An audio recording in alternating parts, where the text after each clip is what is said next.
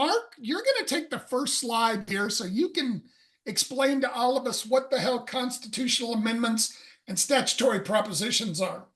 Yeah, so 14 statewide measures, and Rachel, please, being the leading expert, correct me if I'm wrong. 14. You're wrong. Well, it happens on a regular basis. 14 statewide ballot measures, 7 constitutional, 7 statutory. Constitutional amendments are called amendments. Statutory provisions are called propositions. The letters designate that it was something that was referred to the ballot by the legislature. Numbers refer to citizen initiatives. So, for example, G is a constitutional amendment that is referred by the legislature, whereas Proposition 128 is a ballot initiative or going in the Colorado statutes, and that is referred by the petition process via signatures from the people. So now you can all talk smart to your friends and use that at cocktail parties. Also interesting to note, I think that half of these were citizen initiatives and half were referred to us by the legislature. Yes. Well, here's the one maybe you could explain to me. You know, I don't know a lot about the legislature, but I see 2 statutory propositions, right? JJ and KK, that are referred by the legislature. Why not just pass those bills themselves? Well, JJ is a Tabor requirement. Mm. I think KK is too. I've got to check my notes here.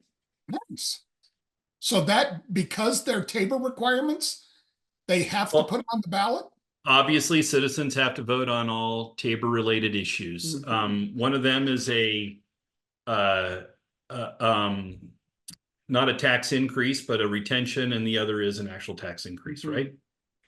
No, I think it's interesting to note in the broader context of what voters are thinking. There's some interesting polling that came out recently that said that 81% of Colorado voters really like being able to vote directly on all of these various topics that we have to decide on this year and in many years. I remember a few years ago, I had a colleague come into my office. She'd just moved here for the job from Wisconsin. She came into my office and she plopped this giant sheath of papers on my desk and she said, "What the hell is this? The budget? Abortion? Wolves?"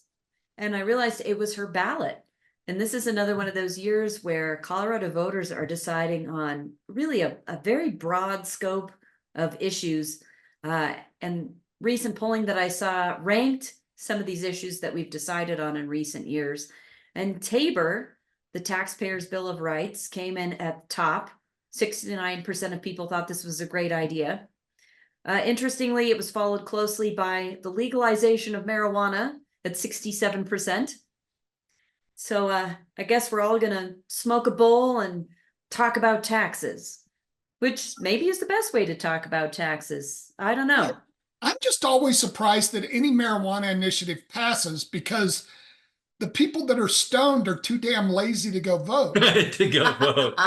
Well, well, we do make it very easy in Colorado, though. True, you can get high on your couch and send your ballot in. So maybe instead of to be alive, maybe instead of climbing the 14ers today, you're either smoking a bowl or sitting on the couch. Oh God, let's not do that. Okay, we'll stick with the 14ers.